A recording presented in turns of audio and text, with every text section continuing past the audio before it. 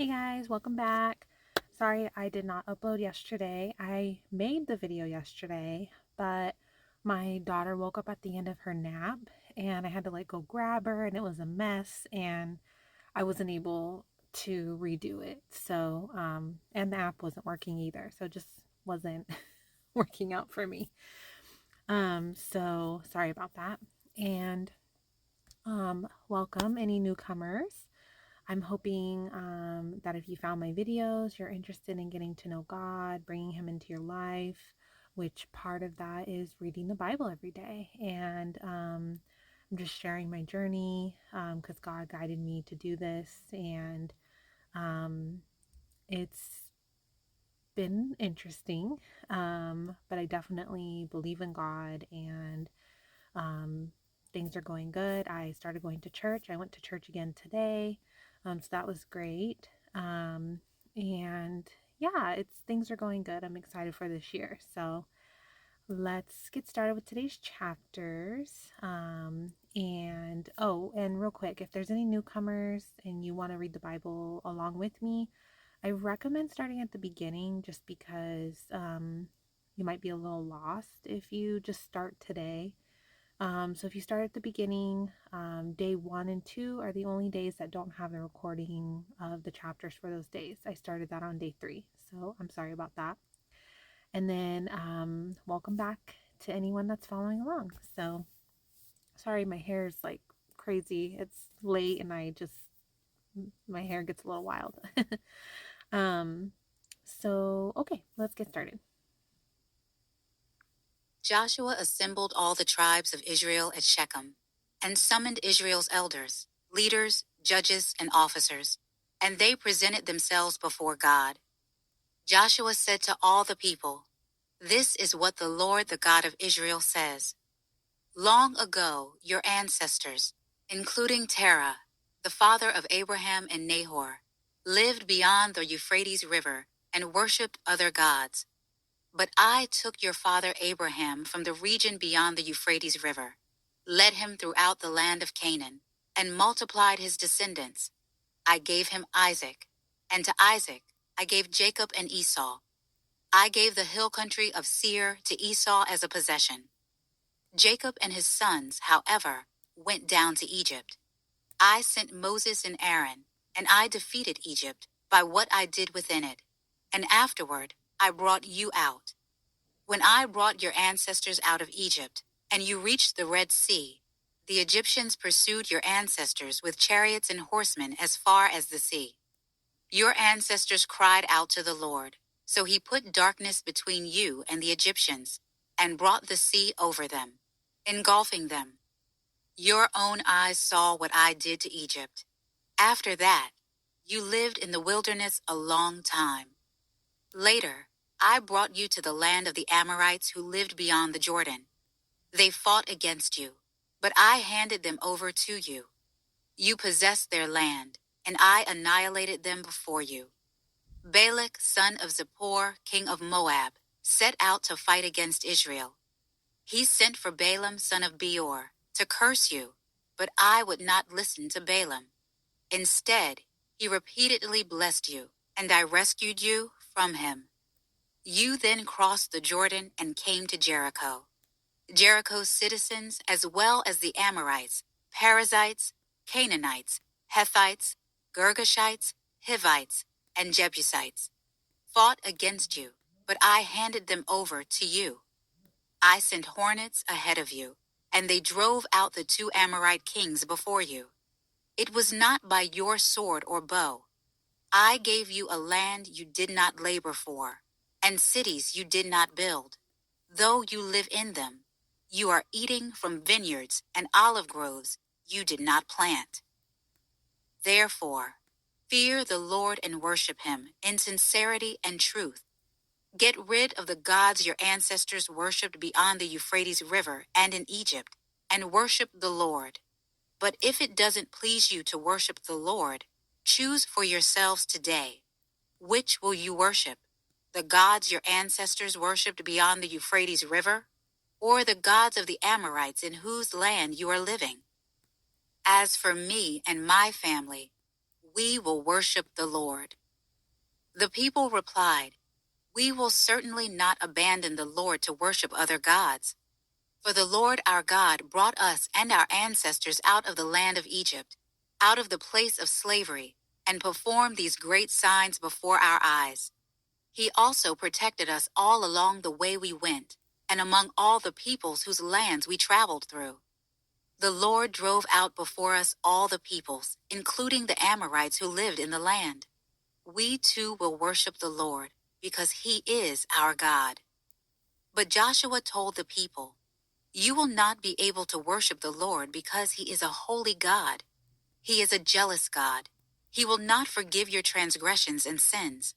If you abandon the Lord and worship foreign gods, he will turn against you, harm you, and completely destroy you after he has been good to you."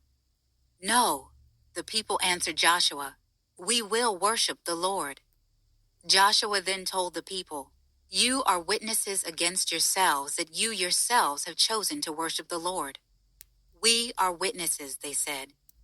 "Then get rid of the foreign gods that are among you, and turn your hearts to the Lord, the God of Israel." So the people said to Joshua, "We will worship the Lord our God and obey him." On that day, Joshua made a covenant for the people of Shechem, and established a statute and ordinance for them. Joshua recorded these things in the book of the law of God. He also took a large stone and set it up there under the oak at the sanctuary of the Lord. And Joshua said to all the people, "You see this stone? It will be a witness against us, for it has heard all the words the Lord said to us, and it will be a witness against you, so that you will not deny your God."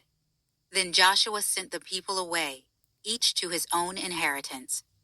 After these things, the Lord's servant, Joshua son of Nun, died at the age of 110. They buried him in his allotted territory at Timnath-Serah, in the hill country of Ephraim, north of Mount Gaash. Israel worshipped the Lord throughout Joshua's lifetime, and during the lifetimes of the elders who outlived Joshua, and who had experienced all the works the Lord had done for Israel. Joseph's bones, which the Israelites had brought up from Egypt, were buried at Shechem in the parcel of land Jacob had purchased from the sons of Hamor, Shechem's father, for 100 pieces of silver. It was an inheritance for Joseph's descendants. And Eleazar son of Aaron died, and they buried him at Gibeah, which had been given to his son Phinehas in the hill country of Ephraim.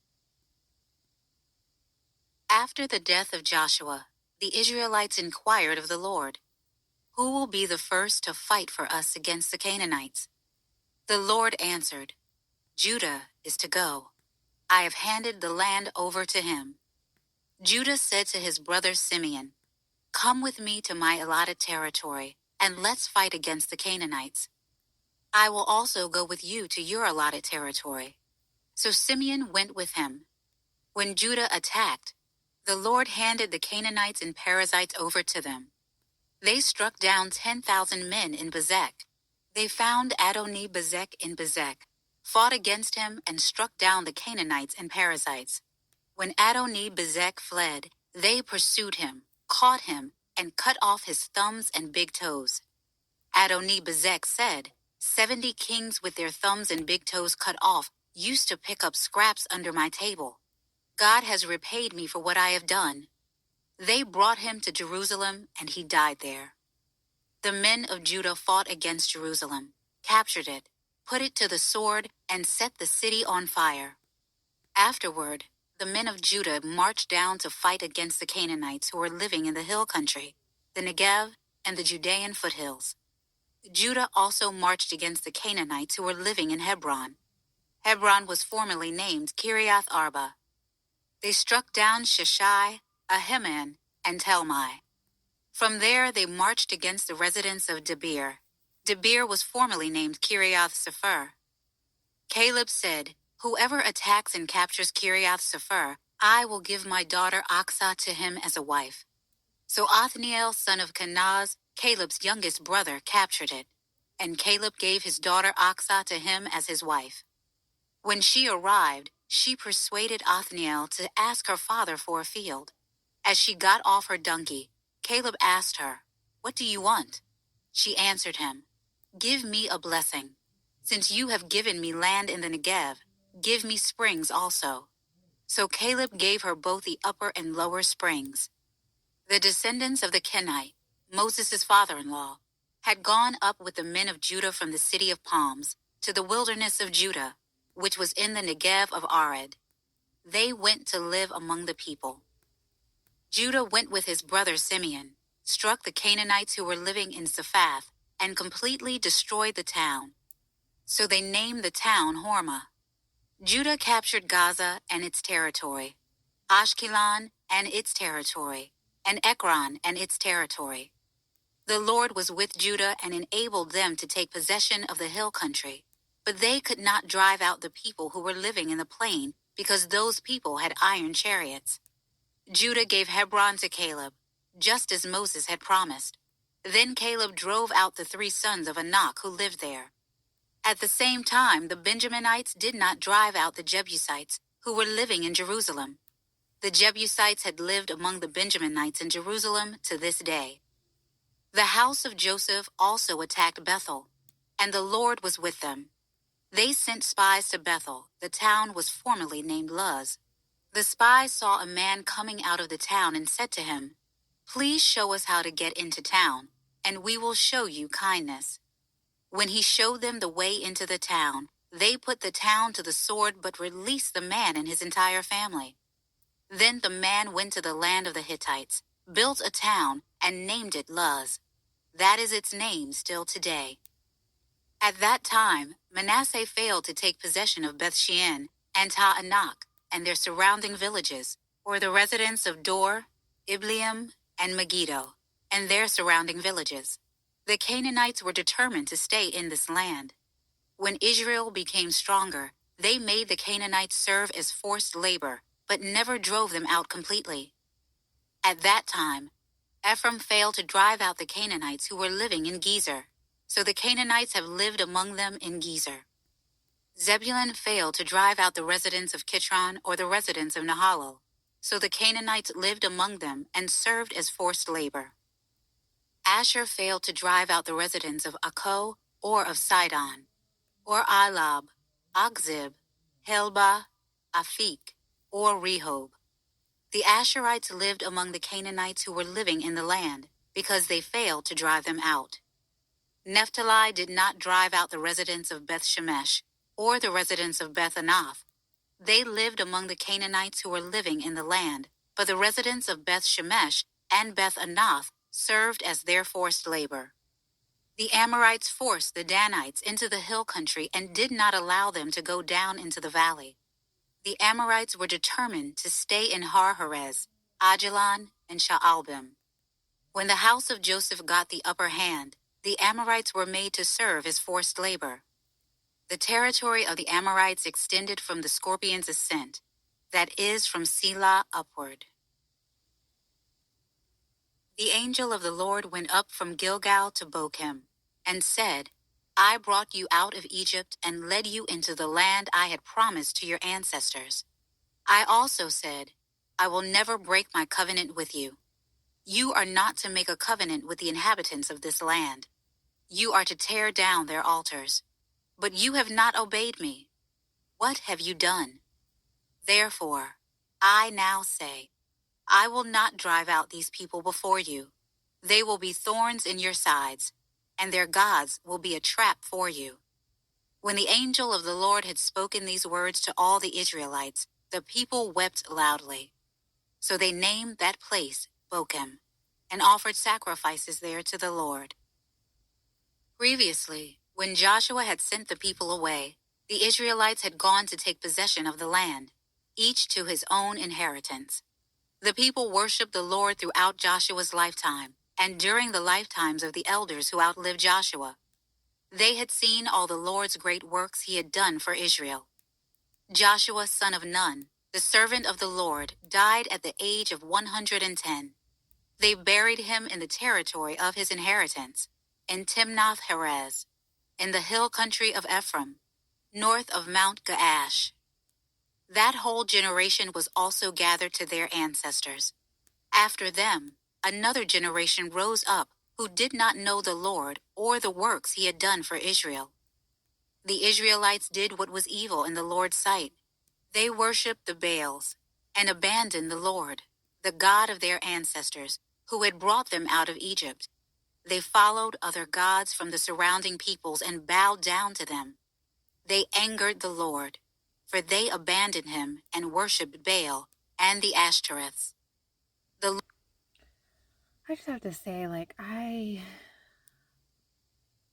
just don't understand why the Israelites, maybe not all of them, of course, but why the ones that do keep like messing up and like turning their backs on God, even after everything he's done for them and shown them, it's like I just don't get it. I don't get it. Like I cannot fathom why they keep doing this. Like I'm angry for God right now. I mean, like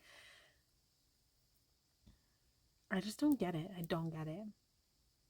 Lord's anger burned against Israel, and he handed them over to marauders who raided them. He sold them to the enemies around them, and they could no longer resist their enemies. Whenever the Israelites went out, the Lord was against them and brought disaster on them, just as he had promised and sworn to them. So they suffered greatly. The Lord raised up judges, who saved them from the power of their marauders. But they did not listen to their judges. Instead, they prostituted themselves with other gods, bowing down to them. They quickly turned from the way of their ancestors, who had walked in obedience to the Lord's commands. They did not do as their ancestors did. Whenever the Lord raised up a judge for the Israelites, the Lord was with him and saved the people from the power of their enemies while the judge was still alive. The Lord was moved to pity whenever they groaned because of those who were oppressing and afflicting them. Whenever the judge died, the Israelites would act even more corruptly than their ancestors, following other gods to serve them and bow and worship to them. They did not turn from their evil practices or their obstinate ways. The Lord's anger burned against Israel, and he declared, "Because this nation has violated my covenant that I made with their ancestors and disobeyed me, I will no longer drive out before them any of the nations Joshua left when he died. I did this to test Israel and to see whether or not they would keep the Lord's way by walking in it, as their ancestors had." The Lord left these nations and did not drive them out immediately. He did not hand them over to Joshua. Crazy, guys, crazy. I am excited though that we have started another book. We finished Joshua and now we're on Judges. So that's pretty cool. I feel like we're chugging along here. I do sometimes think though, like, oh my God, we still have so much of the Bible left because the plan I'm doing on this app is a few chapters a day for a full year. So 365 days. So we're on day 73. So there's still quite a bit to go through, but I don't know. I'm feeling like slow and steady is the way to go. And I think it'll be good just to kind of like, just let things go as they're supposed to and just let God take over the reins and guide me to the life that He is wanting for me. And I'm hoping that for other people too, like I'm hoping that if you found my videos, you're needing and wanting a change in your life, and no matter what you've done, you've not been able to successfully, at least long term, make the changes that you're wanting or getting peace or happiness or fulfillment in your life, purpose. And um, I'm realizing very quickly that the way to all of that is through God, you know? And so I'm definitely trying to let go more and more and more, to let go and then let God take over and just kind of guide me, take me where I'm supposed to go, like almost like if you're like swimming and you're going against the current, it's like just let go, let the current take you, because that's God. God's the current trying to take you where you're meant to go. And you have to just trust in him and have faith in him that he's going to take you where you're meant to go to, where what he intends for you. Even if you don't understand the big picture and like some of the things that are happening, you're like, why? I don't understand God. Like, you have to, that's where faith comes in, like I gave an example recently about how, um, the dogs are not supposed to have grapes, and I wanted to feed my daughter grapes for dinner. So I, put them in their kennel, and they were really upset with me because I put them away. But in reality, I was trying to save them from not eating grapes. With accidentally, if she dropped them or whatever, I didn't want them to eat them because you know how dogs are. I I was saving their life, but they didn't know that. They just thought they were being punished and being put in the kennel for no reason. And so I just feel like, we need to just like trust if God's doing something to us that we're like, what the heck? Like, why are you doing this? Or why are you putting me through this test? Or why are you putting me in this situation? We have to just trust and have faith that there's a reason, even if we don't see it right now. And we just have to trust God and trust the current and just stop fighting and just let Him take control and just follow the path that He has set out for you, because it's going to be good. Um, you just have to trust that. And I know it's hard, but I feel like the more I go down this path and the more I read the Bible every day and the more I pray and spend time with God and the more I'm listening to Him more and letting go more of trying to control everything in my life and thinking I know what's best. And instead, I'm just letting go and just being like, okay, God, take the reins and show me what to do and where to go and what your will is for me, and I'll follow. And I feel like the more that I do that, the better I feel, the happier I feel, the more peace I feel. My anxiety is getting better, much better. My bipolar disorder is getting much better. I'm not like all crazy up and down like I was. And um, I haven't really been depressed in a while. Um, I've been doing pretty well. I'm making changes in my diet. I'm, you know, I'm feeling more peaceful and happier, and um, it's great, like I I've been trying to accomplish these things for a long time, and I felt like I kept hitting all these roadblocks. And then as soon as I brought God into my life, it felt like it was just the craziest thing. Like all these roadblocks were just like gone, and He's just like, okay, this is how this is gonna go, and this is gonna be, and follow this way and this path, and do what I tell you, and you know, you'll be fine. And so that's what I'm doing. So I don't know. I think it's a process. So it just takes time, and if you'll see, if you follow my journey from the beginning, you'll see that I really struggled in the beginning. And I'm doing much better now, and I'm excited to see by the end of the full Bible, the full 365 days of reading the Bible. I'm really excited to see like where I end up. So I don't know. It's exciting. I hope you guys follow along with me, and I hope that you get changes. You start to make changes in your life too with God's help, because He can help you. You just have to ask. So, okay, guys, I'm done rambling. I'm just rambling at this point. um, but I will see you guys back tomorrow. for Monday Fun Day. Good night.